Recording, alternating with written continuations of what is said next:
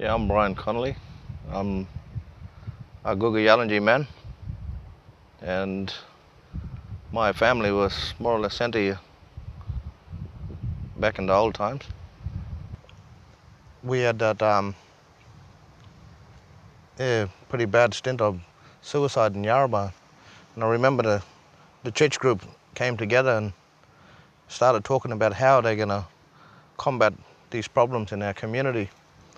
And at that time, I was a young bloke who started going back to church, and I heard them talking about it, so I followed my dad and my mum. I followed them into meetings, and I remember there was times when they asked me to leave, and I get a bit hurt about it because I wanted to have an input, from a young person perspective, because some of the pressures that we had to live with was a lot different to the times when my parents were growing up, as young children, and I wanted to share some of my views, and I remember Father Les, my dad, and a few other church members and other leaders in the community came together to form a crisis intervention group to deal with suicide.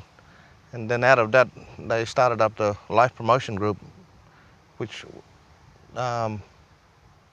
now tackles the suicide in our community. So yeah, my part in it all was giving a young person view on some of the discussions that were taking place at the time. One day I was driving in a police car, and because of my Christian upbringing, I had a lot of trust in the man upstairs, which I tend to listen to the inner self. And one day I heard this gentle voice say to me, the justice group was the next area that I needed to go to continue my career.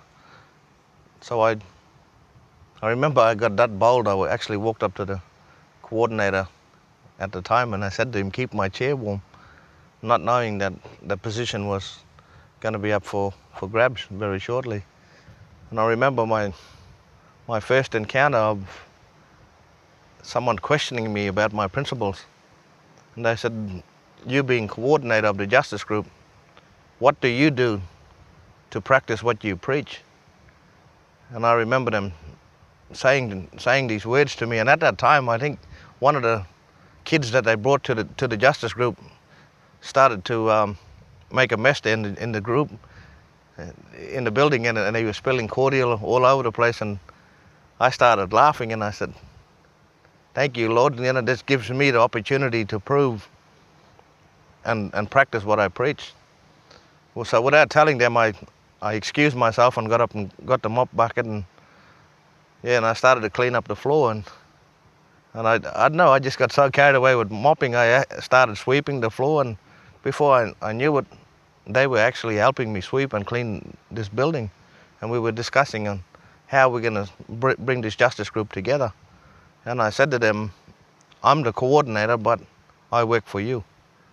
You as the justice group need to direct me on how you want us to operate this group, and so I started to get the support of a couple of members, and before I knew it, I had the support of all my members. And I really give thanks to God for them, because the changes that I've seen happen over the last 3 years with my members, they became more confident in what they asked to do by the government, but I think it's becoming a more personal thing for them. They realize that being a justice group member means that you dare to serve your community. They started looking at, before we help this community, what are we doing wrong? So they started examining themselves, not only personally, but as a professional group too. We started talking about personality clashes and how we needed to set aside our differences to come together for one moment to discuss issues and concerns that affects our community. Anyone who's suffering depression, my advice to you would be talk to someone that you trust.